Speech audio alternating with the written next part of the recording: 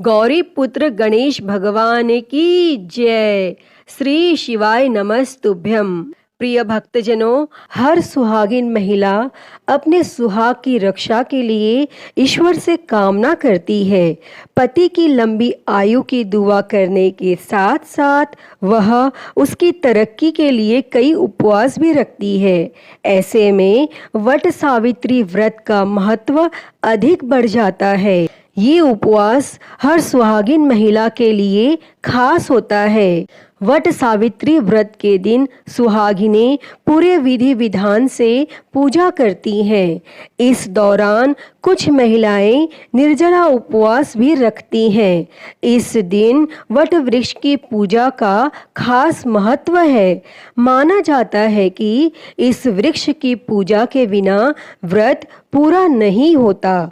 धार्मिक मान्यताओं के अनुसार इसमें भगवान ब्रह्मा, भगवान विष्णु और भगवान महेश तीनों देवों का वास होता है। इसीलिए व्रत रखने वाली महिलाओं को तीनों देवताओं का आशीर्वाद प्राप्त होता है। यह व्रत ज्येष्ठ माह के कृष्ण पक्ष की अमावस्या तिथि को रखा जाता है। इसे वट पूर्णिमा के नाम से भी जाना जाता है। इस दौरान सत्यवान और सावित्री की कथा सुने बिना यह व्रत अधूरा माना जाता है। प्रिय भक्तों, पौराणिक मान्यता है कि वट सावित्री व्रत करने से पति की आयु लंबी होती है और परिवार में भी सुख समृद्धि बनी रहती है। यही नहीं, अखंड सौभाग्यवती भव का भी आशीर्वाद प्राप्त होता है।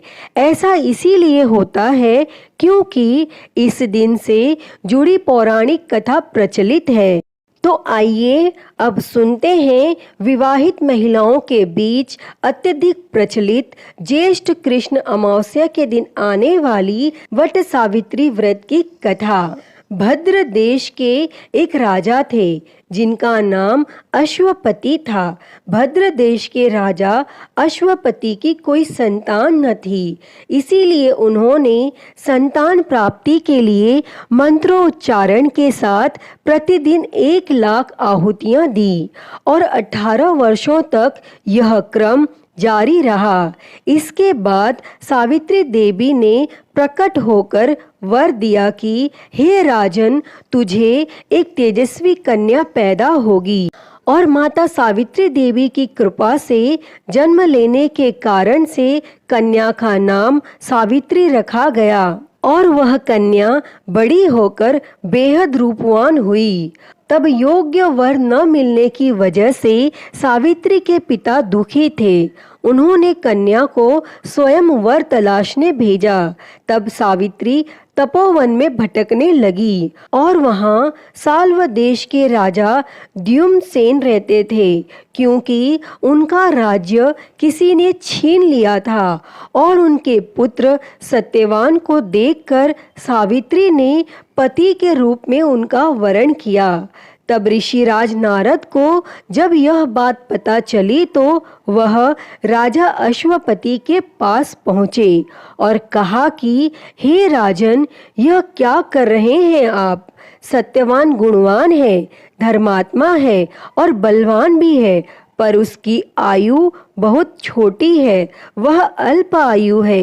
1 वर्ष के बाद ही उसकी मृत्यु हो जाएगी। फिर ऋषिराज नारद की यह बात सुनकर राजा अश्वपति घोर चिंता में डूब गए। जब सावित्री ने उनसे कारण पूछा तो राजा ने कहा, हे पुत्री, तुमने जिस वर को अपने वर के रूप में चुना है वह अल्पायु है। तुम्हें किसी और को अपना जीवन साथी बनाना चाहिए। तब इस पर सावित्री ने कहा कि पिताजी, आर्य कन्याएं अपने पति का एक बार ही वरण करती हैं।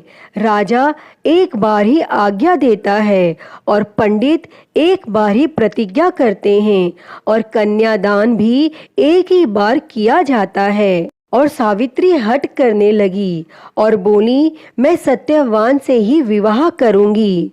तब राजा अश्वपति ने सावित्री का विवाह सत्यवान से कर दिया और सावित्री अपने ससुराल पहुंचते ही सास ससुर की सेवा करने लगी। समय बीतता चला गया और नारद मुनि ने सावित्री को पहले ही सत्यवान की मृत्यु के दिन के बारे में बता दिया था और वह दिन जैसे जैसे करीब आने लगा सावित्री अधीर होने लगी। उन्होंने 3 दिन पहले से ही उपवास शुरू कर दिया। तब नारद मुनि द्वारा कथित निश्चित तिथि पर पितरों का पूजन किया और हर दिन की तरह सत्यवान उस दिन भी लकड़ी काटने जंगल चले गए। तब साथ में सावित्री भी गईं और जंगल में पहुंचकर सत्यवान लकड़ी काटने के लिए एक पेड़ पर चढ़ गए। तभी उसके सिर में तेज दर्द होने लगा और दर्द से व्याकुल सत्यवान पेड़ से नीचे उतर गए। तब सावित्री अपना भविष्य समझ गईं और सत्यवान के सिर को गोद में रखकर सावित्री सत्यवान का सिर सहलाने लगी। तभी वहां यमराज आते दिखे और यमराज अपने साथ सत्यवान को ले जाने लगे। सावित्री भी उनके पीछे पीछे चल पड़ी।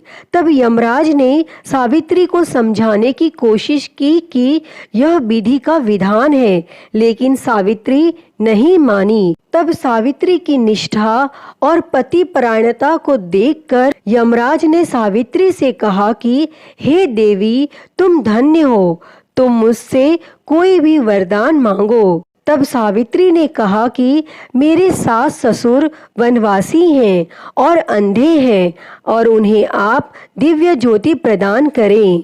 तब यमराज ने कहा, ऐसा ही होगा, जाओ अब लौट जाओ। लेकिन सावित्री अपने पति सत्यवान के पीछे पीछे चलती रहीं। तब यमराज ने कहा, देवी तुम वापस जाओ। सावित्री ने कहा, भगवान, मुझे अपने पतिदेव के पीछे पीछे चलने में कोई परेशानी नहीं है। पति के पीछे चलना मेरा कर्तव्य है। यह सुनकर उन्होंने फिर से उसे एक और वर मांगने के लिए कहा। तब सावित्री बोली, हमारे ससुर का राज्य छिन गया है, उसे पुनः वापस दिला दें। तब यमराज ने सावित्री को यह वरदान भी दे दिया और कहा, अब तुम लौट जाओ। लेकिन सावित्री पीछे पीछे चलती रहीं।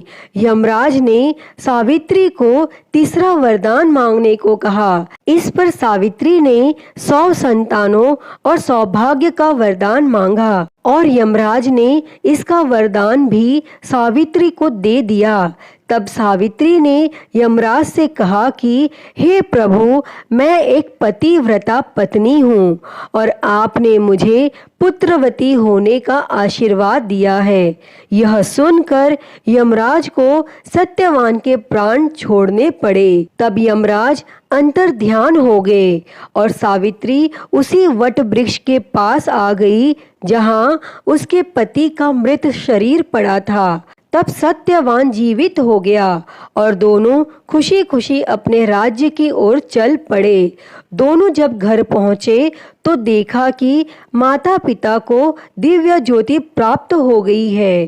तब इस प्रकार सावित्री सत्यवान चिरकाल तक राज्य सुख भोगते रहे। अतः प्रिय भक्तगणों, पतिव्रता सावित्री के अनुरूप ही प्रथम अपने सास ससुर का उचित पूजन करने के साथ ही अन्य विधियों को प्रारंभ करें और सावित्री व्रत करने तथा इस कथा को सुनने से उपवासक के वैवाहिक जीवन या जीवन साथी की आयु पर किसी प्रकार का कोई संकट आया भी हो तो वह टल जाता है। अतः हे भगवान, जिस प्रकार आपने सावित्री को अखंड सौभाग्य का वरदान दिया, वैसा ही वरदान इस कथा को कहते, सुनते और हुंकारा भरते को देना।